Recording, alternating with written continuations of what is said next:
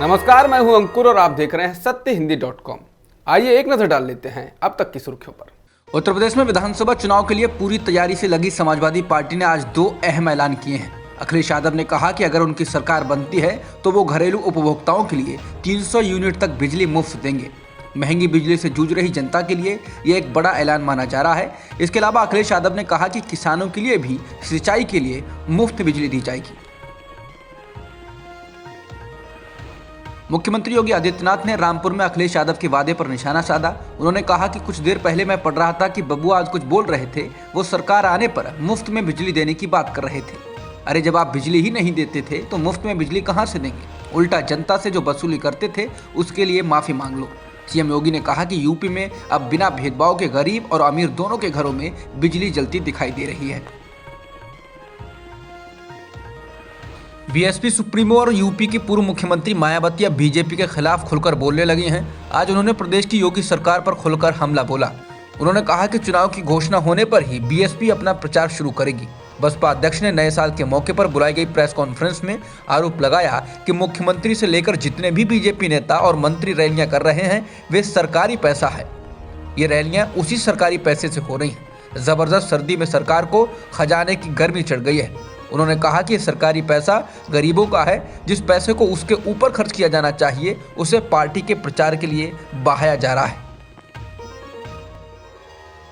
Rally में जुटने वाली भीड़ पर मायावती ने टिप्पणी करते हुए कहा, इन रैलियों में सरकारी कर्मचारियों को बुलाकर भीड़ जमा की जा रही है। मायावती ने कहा कि चुनाव से पहले जो शिलान्यास और उद्घाटन किए जा रहे हैं वो पहले किए जाने चाहिए थे।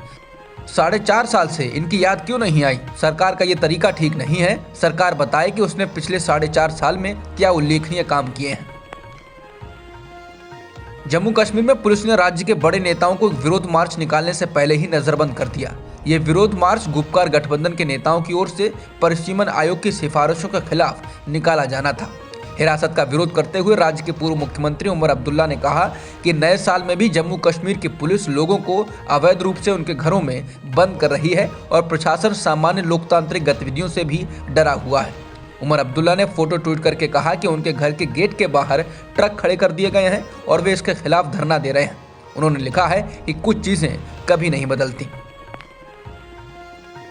उत्तराखंड पुलिस ने पिछले महीने हरिद्वार में धर्म संसद के आयोजक यति नरसिंहानंद के खिलाफ मामला दर्ज किया है। धर्म संसद में नरसिंहानंद के नेतृत्व में आयोजित कार्यक्रम में कुछ कथित हिंदू धर्मगुरुओं ने लोगों से मुसलमानों के जनसंहार के लिए हथियार उठाने का आग्रह किया था। नरसिंहानंद, जिस पर पहले से ही भड़काऊ भाषणों के साथ हिंसा भड़काने का आरोप लग चुका है, धर्म संसद में बोलने वालों में से एक था। वो 4 दिन बाद दर्ज की गई प्राथमिकी में नामित होने वाला 5वां व्यक्ति है। इस संबंध में देश के तमाम बुद्धिजीवियों और सिविल सोसाइटी के एक्टिविस्टों ने सरकार पर दबाव बनाया था। प्राथमिकी में नामित अन्य लोगों में सागर सिंधु महाराज, साध्वी अन्नपूर्णा के रूप में पहचानी गई एक महिला और धर्मदास नाम के एक व्यक्ति के साथ साथ वसीम रिजवी उर्फ जितेंद्र त्यागी भी शामिल हैं। इन सभी 5 पर धार्मिक समूहों के बीच दुश्मनी को बढ़ावा देने और पूजा स्थल को अपवित्र करने का आरोप लगाया गया है। हिंदू महासभा ने एक बार फिर महात्मा गांधी के हत्यारे नाथूराम गोडसे की पूजा की है। मध्य प्रदेश के ग्वालियर से एक वीडियो सामने आया है जिसमें महात्मा गांधी के हत्यारे नाथूराम गोडसे, नारायण आप्टे और इन्हें शरण देने वाले दत्तात्रेय सदाशिव परचुरे की आरती उतारी जा रही है।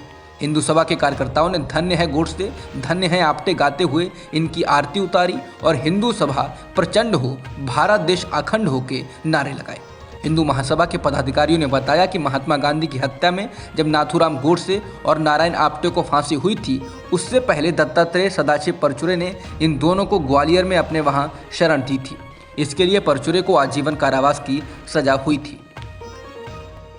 हरियाणा के भिवानी में आज पहाड़ दरकने से बड़ा हादसा हो गया। यह हादसा खनन वाले क्षेत्र में हुआ। भिवानी के डाडम पहाड़ पर आज सुबह यह हादसा हुआ। डाडम पहाड़ अरावली श्रृंखला का ही हिस्सा है। यहाँ पर लंबे समय से खनन यानी कि माइनिंग की जा रही है। खनन वाले इलाके में सुबह अचानक पहाड़ हिल गया और उसकी चट्टानें दूर दूर तक जाकर गिरी। उसके नीचे वहां से गुजर रही करीब 15 गाड़ियां दब गईं। एक माइनिंग मशीन भी दब गई। तुरंत ये पता नहीं चल पाया कि उसमें कितने लोग फंसे हैं, लेकिन 4 लोगों के मरने की सूचना आ रही है।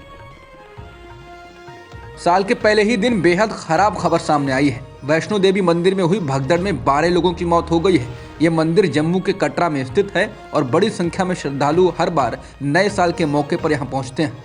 भगदड़ में 13 लोग घायल भी हुए हैं और उन्हें नजदीक के अस्पताल में भर्ती कराया गया है। पुलिस ने मौके पर पहुंचकर राहत व बचाव कार्य किया और भीड़ में फंसे लोगों को वहां से बाहर निकाला। घटना देर रात 2 से 3 बजे के आसपास हुई। केंद्रीय गृह राज्य मंत्री नित्यानंद राय ने हादसे के बारे में आज तक से बातचीत में कहा कि गेट नंबर 3 के पास कुछ युवकों में बहसबाजी हुई और उसके बाद भगदड़ मची। उन्होंने कहा कि प्रशासन के लोग वहां पर मौजूद थे, लेकिन बहसबाजी और झड़प की वजह से यह हादसा हो गया। इजराइल में फ्लोरोना बीमारी का पहला केस सामने आया है। यह कोविड-19 और इन्फ्लुएंजा का डबल इन्फेक्शन का मिश्रण है। अरब न्यूज़ में प्रकाशित खबर में यह बात कही गई है। अगर किसी के शरीर में इन्फ्लुएंजा वायरस और कोरोना एक साथ असर डालते हैं तो फ्लोरोना की स्थिति बन जाती है। इजराइल में कोरोना के मामले तेजी से बढ़ रहे हैं। इसी दौरान एक टेस्ट में फ्लोरोना का पहला मामला सामने आया। रिपोर्ट्स में कहा गया है कि पहला मामला एक गर्भवती महिला का था, जिसे प्रसव के लिए अस्पताल में लाया गया था। एक राहत वाली खबर आई है। लैब में जानवरों और मानव कोशिकाओं पर किए गए अध्ययन से पता चला है कि ओमिक्रॉन कोरोना वायरस के डेल्टा वेरिएंट के मुकाबले कम खतरनाक है। सबसे बड़ी बात यह है कि सांस लेने में ज़्यादा दिक्कत नहीं होती है। चूहों पर किए गए परीक्षण से पता चला है कि ओमिक्रॉन सिर्फ नाक, गले और सांस की नली पर असर डालता है। ये फेफड़ों पर प्रभाव नहीं डालता है, जिससे सांस लेने में मरीज को तकलीफ महसूस नहीं होती है। इस मेडिकल स्टडी में कहा गया है कि कोरोना वायरस के डेल्टा वेरिएंट के मुकाबले ओमिक्रॉन से फेफड़े में इन्फेक्शन नहीं के बराबर होता है।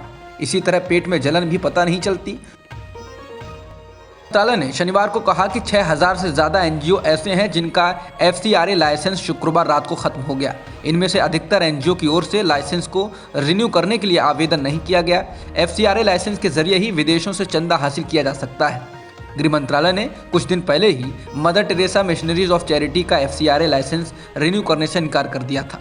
कुल मिलाकर ऐसे एनजीओ की संख्या 12000 से ज़्यादा है जो अब विदेशों से चंदा हासिल नहीं कर सकेंगे।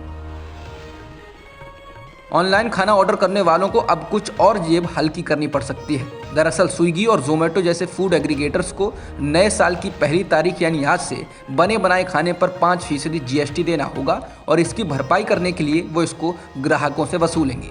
पहले इन कंपनियों को GST नहीं देना होता था, लेकिन नए साल से नया नियम लागू हो गया है। इससे ऑनलाइन खाना मंगाना महंगा हो सकता है।